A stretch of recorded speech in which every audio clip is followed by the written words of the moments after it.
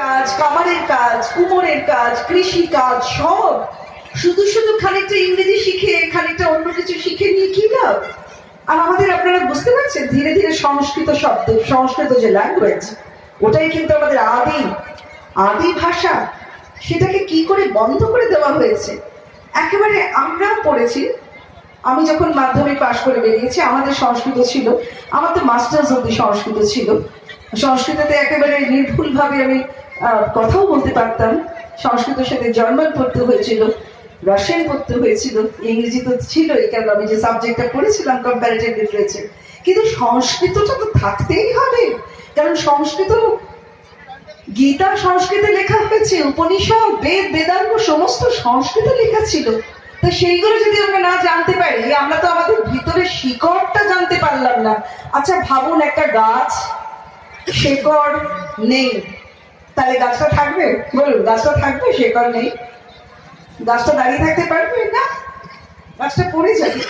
তেমনি আমাদের শেকড় হচ্ছে আমাদের সংস্কৃতি, আমাদের ল্যাঙ্গুয়েজ, আমাদের ভাষা। সেগুলো নেই, সেগুলো আনতে হবে। আমি তো আমার কার্তিক ভাই নিবাস অধিকারীকে অনেক অনেক ধন্যবাদ জানাবো। ইনি এই আর্য সভ্যতার উপর আন্দোলন গড়ে তুলতে চাইছেন, তাই তো?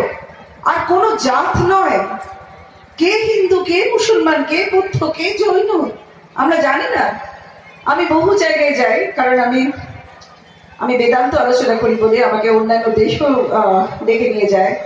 আমি সেখানে দেখি, সেখানে সবাইকে বলি একটাই কথা, যে ধর্মটা কেউ কিছু যায় আসে না। একজন একজন মানুষকে এরকম করে ক্রুসিফাই করে রেখে দিয়েছে, সবাই তাকে পুজো করছে, বলছেন যে উনি ঈশ্বরের প্রেরিত সন্তান। নিশ্চয়ই ঈশ্বরের প্রেরিত সন্তান, কিন্তু ভাবুন তাকেও কতটা কতটা নিগ্রহ সহ্য করতে হয়েছে। আমাদের স্বামীজি বিবেকানন্দ, তাকে যে কত কঠোরভাবে লাঞ্ছিত হতে হয়েছে আপনারা জানেন না। কিন্তু স্বামীজির জন্য কিন্তু আমাদের যুব সমাজের আসল প্রতিষ্ঠা হয়েছিল কবে? সবাইকে, যারাই আমাদের অবতার, তাদেরকে কিন্তু অনেক অনেক নিগ্রহ করতে হয়ে, অনেক নিগ্রহ সহ্য করতে হয়েছে। তা আপনাদের একটাই কথা বলি, কাঠে কাঠে ঘর্ষণ করলে যেমন আগুনটা জ্বলে, তেমনি পাশের বাড়ির লোকের সাহায্য করবেন, তাহলে আগুনটা যেটা জ্বলবে সেটা হচ্ছে মানবতার, সেটা ভালোবাসার, সেটা প্রেমের, সেটা একত্রিত থাকবার একটা উদগ্র বাসনা। একসাথে থাকবেন, একত্রিত থাকবেন, তাহলেই কিন্তু সমাজ এগিয়ে যাবে, তাহলেই কিন্তু আবার আমাদের ভারতবর্ষ সোনার ভারতবর্ষ হবে। সারা পৃথিবীর মধ্যে আমাদের ভারতবর্ষের যে আধ্যাত্মিকতা, সেটা সেই একইভাবে থাকবে। মহাত্মা গান্ধী একটা কথা বলেছিলেন, আমাদের সমস্ত বাইরের ইনভেডার্স এসে সবই যদি জ্বালিয়ে দেয়, সব কিছু যদি ঈশো উপনিষদের এই যে মন্ত্রটি আমি বললাম, ওটা যদি জেগে থাকে, তাহলে কিন্তু ভারতবাসী বাঁচবে, আমাদের দেশ বাঁচবে।